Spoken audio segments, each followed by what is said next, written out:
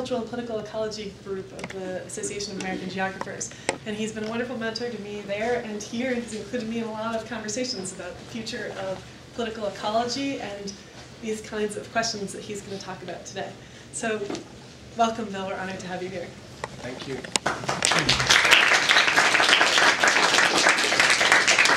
So thank you very much, Valentine, for that gracious introduction. It's wonderful to be here. And in addition to acknowledging Valentine, I also wanted to thank Rachel Sherman, who, the two of them invited me to give this talk. I thought I might start by giving you some insight into the genesis of this presentation and a related paper and how I became interested in this topic. And it really evolved out of two particular moments. Okay?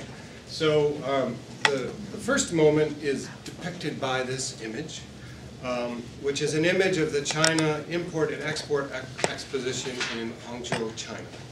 And it's an area I visited in August of 2010. And I spent some time at the exposition, and I walked through the hall, and I met an exhibitor from a Chinese company called Wang Longpin High-Tech Agriculture. Which I subsequently learned was heavily involved in providing technical expertise to a number of agricultural projects in sub-Saharan Africa. And what I found especially interesting in my conversation with this gentleman, who was fluent in English, is the particular narrative that he shared with me. And this is a paraphrase of that narrative. But he explained to me that the African continent was underpopulated, that it was land rich, and that Chinese firms were in an excellent position to bring a green revolution to Africa. And then he talked a lot about China's particular experience, that it had faced famine in the past, and that it had overcome these problems in the 1970s and 80s. So that experience could be transferred to the African continent. So that's one particular moment that led to this paper. The other moment was in 2009.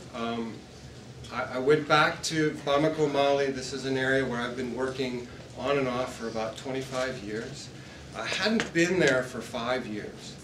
And so I set foot in the capital city of Bamako, and I was just amazed by the amount of construction that was going on, and in particular, the number of Chinese firms that were engaged in these construction efforts. So a number of new buildings were going up.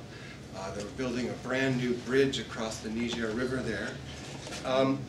And what I found quite interesting, and I was there, I was doing research on the aftermath of the 2008 global food crisis, so I was interviewing urban households, and you would get off into these out-of-the-way back neighborhoods, and you would find small Chinese businesses there. You know, restaurants, brothels, you name it, okay?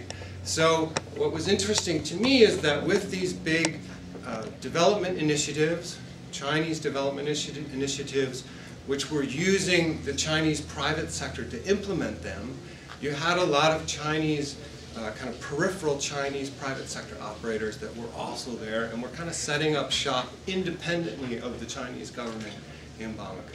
So that's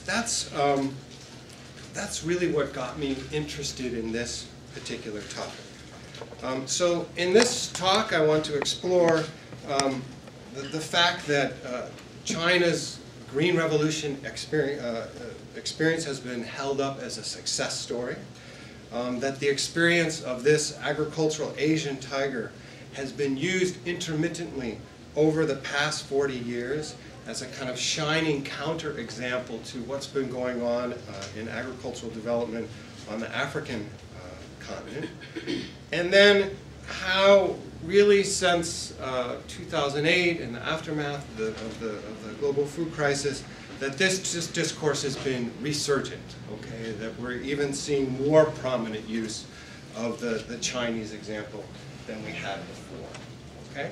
So that's the purpose of the paper as I outlined above. And I'm going to deal with this in kind of three pieces. Okay, so I want to critically look at this Chinese Green Revolution narrative. Then I want to look at how it's being deployed in the African context.